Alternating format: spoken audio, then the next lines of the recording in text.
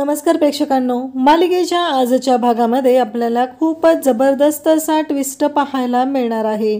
कारण मानसीला अष्टांग व्रताची परीक्षा द्यायची आहे आणि हे अष्टांग व्रत कशा पद्धतीने आहे ते मोठे बाई सांगणार आहेत. त्याचबरोबर गायत्रीचा डाव उधळून लावत मानसी ही अष्टांग व्रताची पहिली परीक्षा कशा पद्धतीने पास होणार आहे आणि त्याचबरोबर रात्री मानसीच्या सोबत तेजस तिची साथ देणार आहे आणि दोघंही रोमॅन्टिक होणार आहेत. मानसीच्या प्रश्नाचं उत्तर तेजसने नकळतपणे तिला दिलेलं आपल्याला पाहायला मिळणार आहे. त्यासाठी हा व्हिडिओ शेवटपर्यंत पहा. तर आता मोठ्या बाईंनी सगळ्यांना बोलवलेलं आहे आणि सगळ्यांच्या समोर त्यांचं काम सुरू झालेलं आहे. कारण मोठ्या बाईंनी जे काम सुरू केलेलं आहे ते एवढं जबरदस्त आहे की त्यांनी काही मडकी आणलेली आहेत आणि त्या प्रत्येक मडक्यावरती लिहिलेलं आहे आरोग्य, ज्ञान, संपत्ती, त्याचबरोबर धैर्य, सामर्थ्य आणि कीर्ती. अशा अनेक गोष्टी आहेत. ती अशी 8 मडकी आहेत आणि 8 मडक्यावरती हे सगळं लिहिलेलं आहे. हे सगळं कशा पद्धतीनं होणार आहे ते आपल्याला पाहायला मिळतं. तेव्हा इकडे तेजस म्हणत असतो की जादूआजी हे सगळं करणं गरजेचं आहे का? या सगळ्यामुळं काय होणार आहे असं तेजस त्याच्या जादूआजीला प्रश्न विचारत असतो आणि तो जादूआजीच्या जवळ जात असतो. जादूआजीला विचारत असतो की मला कळलं पाहिजे की जादूआजी हे सगळं काय आहे. हा तेजस असा प्रश्न तिला विचारत आहे. त्यासोबतच आपल्याला पाहायला मिळतं की ती मुलगी कुठं आहे, तिला बोलवा, मी तिला ह्या सर्व गोष्टी सांगते असं आता मोठ्या बाईंनी सांगितलेलं असतं. त्याचबरोबर सगळ्यांचं असं म्हणणं असतं की खरंच गरजेचं आहे का, ही परीक्षा होणं गरजेचं आहे का असं सगळ्यांनाच वाटत असतं. परंतु मोठ्या बाईंचा शब्द हा खूपच लाख मोलाचा आहे आणि त्यांचा शब्द अजिबात पाडला जात नाही. मानसीला तिथं बोलवलं जातं. मानसीला मोठ्या बाई सांगतात की इथे बस, मी जे काही सांगत आहे अष्टांग व्रत कशा पद्धतीनं करायचं आहे ते तुला याच्यामध्ये मी सांगणार आहे. आणि मोठ्या बाई तिला सांगायला सुरुवात करतात. त्याचबरोबर मोठ्या बाई सांगत असतात की हे अष्टांग व्रत आहे म्हणजेच ही 8 मडकी आरोग्य, ज्ञान, कीर्ती, संपत्ती, सामर्थ्य, धैर्य हे सगळं त्याच्यावरती लिहिलेलं असतं. आणि त्यानुसार त्या म्हणतात की उद्या तुझी पहिली परीक्षा होणार आहे ती म्हणजे आरोग्य आणि ते कशा पद्धतीनं असणार आहे. अष्टांग व्रताची ही परीक्षा हे तुला पाहायला मिळेल. आता मी सर्व गोष्टी तुला सांगणार आहे आणि त्या पद्धतीने उद्या सगळं करायचं आहे.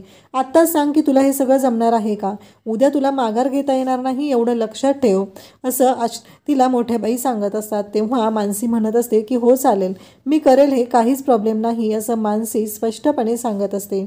आणि त्याचवेळी तिथे गायत्री सर्वजण आलेले असतात. तात्या पण आलेले असतात. तात्या म्हणत असतात की मोठ्या बाई हे सगळं करणं गरजेचं नाही आहे. मला असं वाटतंय की मानसी हे तूच करू नको, म्हणून ताई हे सगळं करायची अजिबात गरज नाही. कारण काही झालं तरी ही अष्टांग व्रताची परीक्षा तू पास होणार आहे आणि आम्हाला त्याची खात्री आहे. त्याचबरोबर ही जी परीक्षा आहे ही द्यायचीही काही गरज नाही कारण आम्ही सगळेजण तुझा स्वीकार केलेला आहे.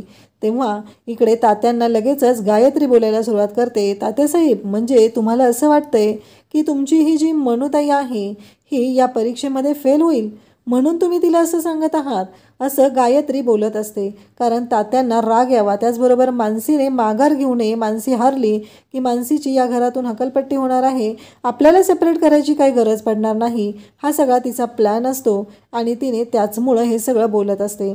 त्यावेळेस गायत्रीला आणि त्याचबरोबर तात्यांना इकडे मानसी सांगू लागते की त्याची काहीच गरज नाही आहे आणि मी ही परीक्षा देणार आहे आणि मला ही माझ्या अस्तित्वासाठी, माझ्या नात्यांसाठी परीक्षा द्यायची आहे.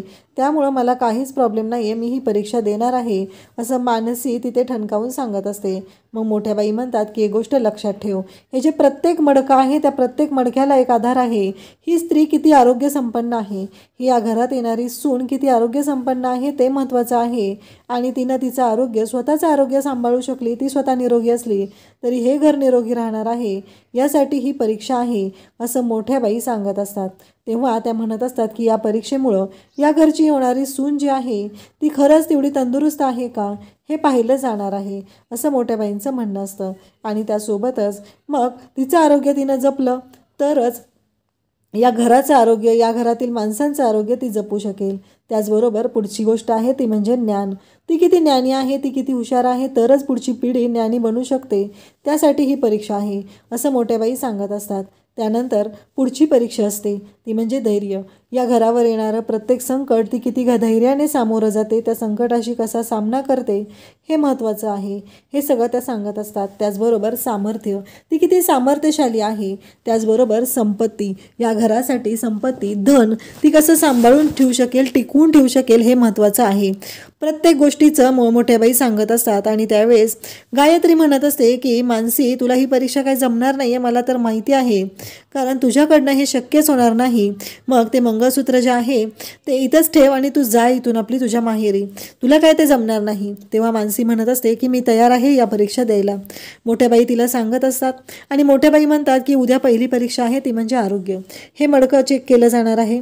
आणि त्याचवेळी मोठ्याबाईंचं असं म्हणणं असतं की एक गोष्ट लक्षात ठेव, काहीही झालं तरीही महत्त्वाची गोष्ट आहे, उद्या पहाटे तुला इकडे प्रभू मुहूर्तावरती उठायचं आहे. पहाटे 3 वाजता थंड पाण्याने आंघोळ करायची आहे. त्यानंतर हे जे तुझं हे घड्याळ आहे हे चालू होणार आहे, ते तिनं दाखवलेलं असतं, घंगाळ असतं आणि त्याच्यामध्ये नारळाची कवटी टाकलेली असते आणि त्यानुसार सर्व गोष्टी घडणार असतात असं सांगितलेलं असतं.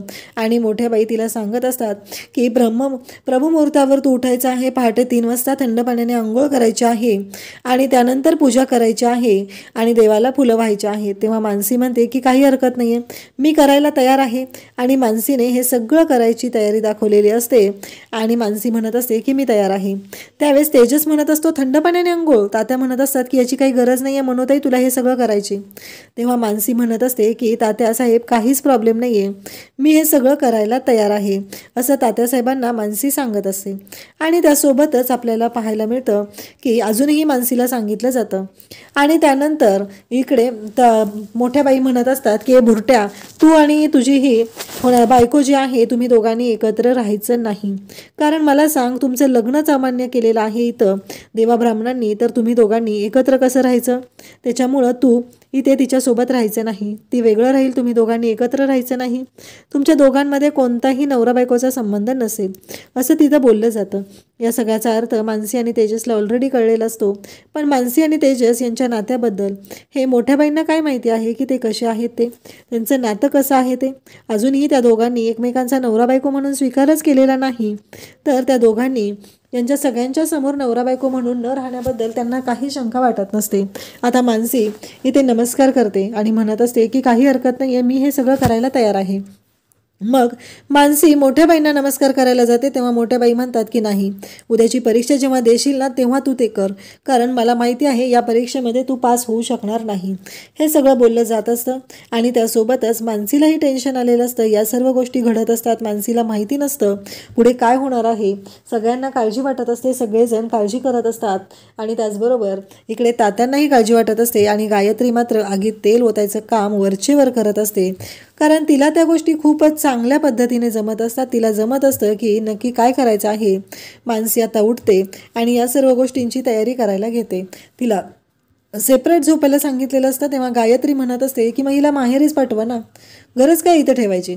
असंही तिला आता पुन्हा तिथनं तिकडंच जायचं आहे, त्यामुळे हे मंगळसूत्र इथं ठेव म्हणा आणि जा, समजा ती परीक्षेत पास झाली तर येईल माघारी, असं गायत्री बोलत असते. तेव्हा मोठ्या बाई म्हणतात, बिनबाईचं ब्लाऊज खूप झालं, या घरातले निर्णय घ्यायला मोठी माणसं समर्थ आहेत, तू मध्ये मध्ये बोलायची गरज नाही आहे. आणि गायत्रीचा चांगलाच अपमान केलेला असतो. सगळ्यांना मात्र हसू येत असतं, कारण गायत्रीचं नावच आता तिनं ठेवलेलं आहे बिनबाईचं ब्लाऊज. इकडे आता मोठ्या बाई तिला सांगतात का आणि मानसीला म्हणतात की उद्या पहाटे 3 वाजता तयार राहायचं आहे. आता मोठ्या बाईनी आता हे सगळं सांगितलेलं असतं. आणि त्यासोबतच आता इकडे गायत्री म्हणत असते, मला तर माहिती आहे की तुला जमणार नाही, ऑल द बेस्ट. तेव्हा मानसी म्हणत असते, तुम्ही माझा आदर्श आहात, त्यामुळं मला हे नक्की जमणार आहे, मी अजिबात माघार घेणार नाही. मानसी मात्र ठामपणे हे सर्व सांगत असते. त्यानंतर आपल्याला पाहायला मिळतं की मानसी या गोष्टीवरती ठाम असते. मानसीने स्पष्टपणे सांगितलेलं असतं की काय होणार आहे, कशा पद्धतीने गोष्टी करायच्या आहेत, हे मानसी हिने डोक्यात ठरवलेलं असतं. तात्या पण म्हणत असतात की मनोताई हे सगळं करायची अजिबात गरज नाही तुला, परंतु मानसी म्हणत असते की नाही तात्यासाहेब, कसं आहे, मला जर या घरची सून म्हणून स्वीकारलं गरजेचं आहे आणि सगळं होणं गरजेचं आहे. माझ्या वडिलांनी मला शिकवलेलं आहे की यामध्ये माघार घ्यायची नाही. आता इकडे गायत्री म्हणत असते, काही झालं तरी उद्या मानसी 3 वाजता उठणार नाही, ती प्रभू मुहूर्तावर उठणार नाही. आणि काही झालं तरीही मानसी तोंडावर पडणार आहे, हे आपल्याला करायचं आहे, कारण मानसी उठलीच नाही पाहिजे. जर मानसी उठलीच नाही तर ती पहिल्याच परीक्षेत नापास होणार आणि तीच तिची हकलपट्टी होणार आहे. हे इकडं गायत्री बोलत असते आणि त्यासोबतच ती म्हणत असते की काही झालं तरी या गोष्टी आपल्या म्हणण्याप्रमाणे झाल्या पाहिजेत आणि हे सगळं आता इकडे आपल्याला पाहायला मिळणार आहे. आणि तिनं सांगितलेलं असतं की उद्या ती उठणार नाही याची काळजी घ्यायची जबाबदारी तुमची आहे आणि आता तुम्हाला काय करायचं आहे ते ठरवावं लागणार आहे. तेव्हा ते दोघं जण म्हणत असतात की आता काय करायचं आहे आम्ही, कारण एकदा आम्ही तोंडावर पडलेलो आहे, प्लीज आता नको ना दीदी.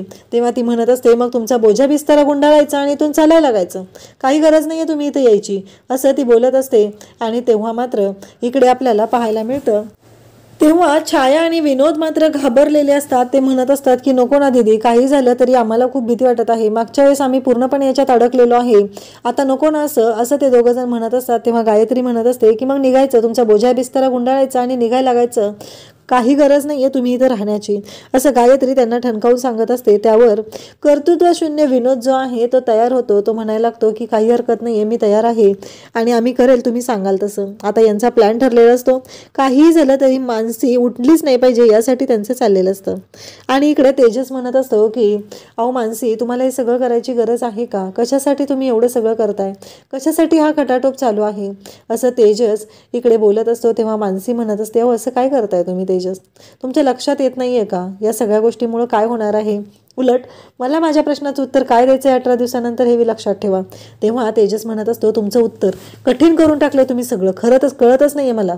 तेव्हा मानसी म्हणत असते आपल्या नात्याची परीक्षा, आपलं नातं बहरलेलं असेल, आपलं नातं व्यवस्थित झालेलं असेल, असं मानसी इकडे तेजसला सांगत असते. आणि मी परीक्षा द्यायला तयार आहे. तेजस म्हणत असतो पहाटे 3 वाजता उठायचं आहे. तेव्हा मानसी म्हणत असते की मला सवय आहे, जेव्हा आम्ही काम करायचो ना तेव्हा मी बाबा पहाटे उठून 3 वाजता जायचो दूध वाढायला. त्यानंतर तो म्हणत असतो अहो थंड पाण्याने आंघोळ करायची. मानसी म्हणते हो, मी नेहमीच थंड पाण्याने आंघोळ करते, त्यामुळं काहीच प्रॉब्लेम नाही आहे. मानसीचं सगळ्या प्रश्नांची उत्तरं तिच्याकडे तयार असतात. तेजस म्हणत असतो हे भारी आहे तुमचं. तेव्हा मानसी म्हणत असते हो, जे खरं आहे ना ते सांगत आहे, कारण हे सगळं मी केलेलं आहे, त्यामुळं या कोणत्याही गोष्टीची मला भीती वाटत नाही आहे, असं ती सांगत असते. आणि त्यासोबतच इकडे मानसी म्हणत असते की मी या सगळ्या गोष्टींसाठी तयार आहे. तेजस म्हणतो आजारी पडाल, मुंबईची थंडी तुम्हाला नाही माहिती. तेव्हा मानसी म्हणते नाही हो, याच्यापेक्षा गावाकडे जास्त थंडी असते. मानसी मात्र सगळ्या गोष्टींसाठी ते तयार असते आणि मानसीची सगळी तयारी झालेली बघून इकडे तेजसला मात्र हसू येत असतं. तेजस म्हणत असतो बरोबर आहे, आता तुमच्या प्रश्नाचं उत्तर मला द्यावंच लागणार आहे, तुम्ही मात्र खूपच अवघड करून ठेवलेलं आहे. त्यानंतर आपल्याला पाहायला मिळतं की इकडे आभाने विनयला फोन केलेला असतो आणि ती विनयला सांगत असते की त्या मोठ्या बाई आलेल्या आहेत, त्या खूप कडक आहेत, आम्ही सगळेजणच त्यांना घाबरून असतो, असं ती सांगत असते. तेव्हा इकडे विनय म्हणत असतो म्हणजे, तेव्हा आबा सांगत असते हो रे, आम्ही सगळेजणच, तुला माहिती आहे का सूरज दादा तर मागच्या रूममध्ये जाऊन लपून बसलाय, तो अजून बाहेरच आलेला नाही आहे, तो इतका घाबरून बसलेला आहे की तो तिथून बाहेरच येत नाही, तो मोठ्या बाईंच्या समोरच येत नाही. आणि तू पण ना जरा लांबच राहा, कारण जर मोठ्या बाईंनी हे सगळं पाहिलं आणि त्यांना फेस रिडिंग करतात, त्यांनी जर तुझं फेस रिडिंग केलं तर समजून जाईल, हां ठीक आहे असू ते, खरं मला कळेल तुझं किती माझ्यावर प्रेम आहे ते, असं ती बोलत असते. तेवढ्यातच मोठ्या बाई बोलत आलेल्या असतात. त्या इकडे सुनंदाला म्हणत असतात काय गं तुझं अंगण 4 पावलं चाललं की संपतं, मला ना कळतच नाही आहे. गावाकडे बघितलं का शतपावलीसाठी भरपूर मोठं अंगण असतं, भरपूर मोठी जागा असते, पण इथं मात्र तसं होतच नाही आहे, असं त्या बोलत असतात. तेव्हा इकडे ही म्हणत असते की मी ठेवते फोन, कारण मला ना फोन ठेवावा लागेल, नाहीतर मी प्रॉब्लेममध्ये अडकेल. तेव्हा सुनंदा म्हणत असते काय गं एवढ्या रात्री कोणाचा फोन आलेला आहे. तेव्हा सुनंदाला ही सांगत असते अगं मैत्रिणीचा फोन होता, ते नोट्स वगैरे होता ना त्याच्यासाठी. त्यानंतर ती म्हणते की चालेल मी झोपायला जाते. तेव्हा सुनंदा म्हणते की अंथरूण घालायला घे.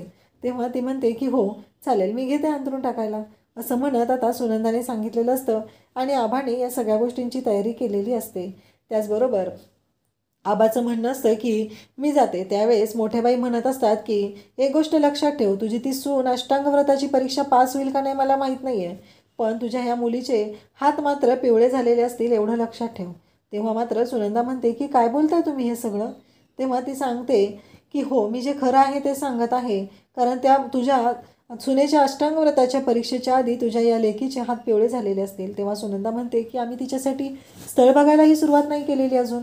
तेव्हा लगेचच सुनंदाला मोठ्याबाई म्हणतात की कसं आहे मला सांग, त्या बुरट्याचं लग्न करताना कधी स्थळ बघायचा विचार केला होता का, पण झालं ना त्याचं लग्न, त्याचं पण जुळलंच ना, तसंच हिचं पण होणार आहे बघ मी तुला सांगते. त्यानंतर मानसी आता सगळी तयारी करून आलेली असते, मानसीनं सगळं ठरवलेलं असतं, त्या पद्धतीनं मानसी आलेली असते आणि त्यासोबतच तिच्या मागे आलेले असतात ते म्हणजे छाया आणि विनोद. तर मानसीला तिथे एक व्रताचं पुस्तक दिसतं, व्रतवैकल्य नावाचं, आणि मानसी म्हणत असते कदाचित हे पुस्तक मोठ्या बाईंनी ठेवलेलं असावं आणि मला त्याचा उपयोगच होईल असं म्हणत मानसीने ते पुस्तक वाचायला घेतलेलं असतं. पण छाया आणि विनोदने त्या पुस्तकावरती असा स्प्रे मारलेला असतो ज्याच्यामुळे मानसी ते पानं पलटताना बोट तोंडात घालणार आणि ती झोपी जाणार.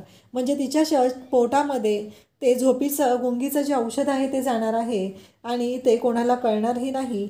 हे सगळं अशा पद्धतीचं यांचं प्लॅनिंग असतं, गायत्रीने सांगितलेलं असतं. छाया विनोदने हे सगळं केलेलं असतं.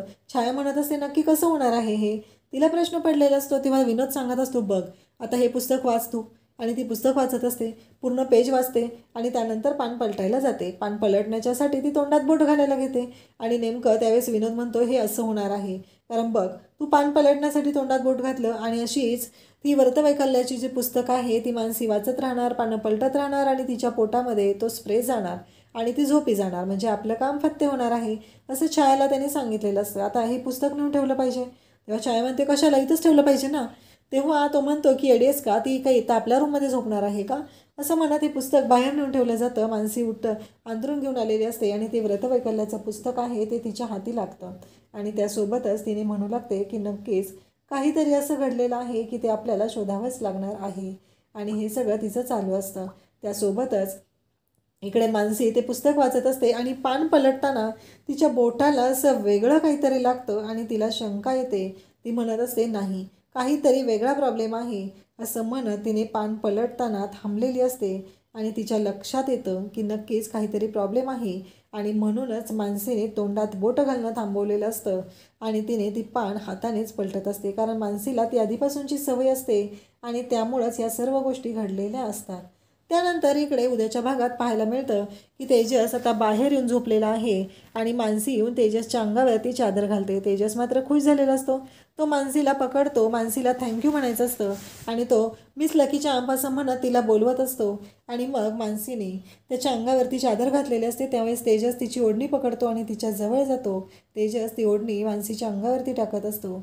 दोघंही खूप खुश झालेले असतात, एकमेकांकडे पाहत असतात आणि खूप छान असा रोमॅन्टिक हा सीन आपल्याला तेजस मानसीचा पाहायला मिळतो. दोघंही एकमेकांच्या जवळ आलेले असतात. मानसी तर पूर्णपणे शहारलेली असते, तिला कळतच नाही आहे की ह्या सर्व गोष्टी काय घडलेल्या आहेत आणि ते दोघंही खुश झालेले असतात. त्यानंतर आपल्याला उद्याच्या भागामध्ये पाहायला मिळणार आहे की प्रभुमुहूर्तावर घरात सगळे उठलेले आहेत. छाया, विनोद, गायत्री सगळे उठलेले आहेत, परंतु मानसी मात्र तिथं अजून आलेली नाही. तेव्हा मोठ्या बाई चिडलेल्या आहेत. मला माहीत होतं तुझी ही सून आहे ती ही परीक्षा पासच होणार नाही, तिला प्रभूंच्या घरची सून तरी कसं म्हणायचं, कारण हे शक्यच आहे, कारण ती कशी आहे हे कळलेलं आहे. ती अजूनही उठून आलेली नाही, एवढा वेळ झाला तर ती झोपून राहिलेली आहे, यातच मला सगळं कळलेलं आहे असं मोठ्या बाई सांगत असतात. आणि आता इकडे गायत्रीला मात्र खूप आनंद झालेला असतो, पण गायत्रीला पडलेलं हे स्वप्न असणार आहे, कारण मानसीने प्रभुमुहूर्तावर उठून कधीच पूजा केलेली असणार आहे. हे आपल्याला पाहायला मिळणार आहे आणि गायत्री तोंडावर पडणार आहे. अशाच अपडेटसाठी चॅनलला सबस्क्राईब करा. थँक्यू.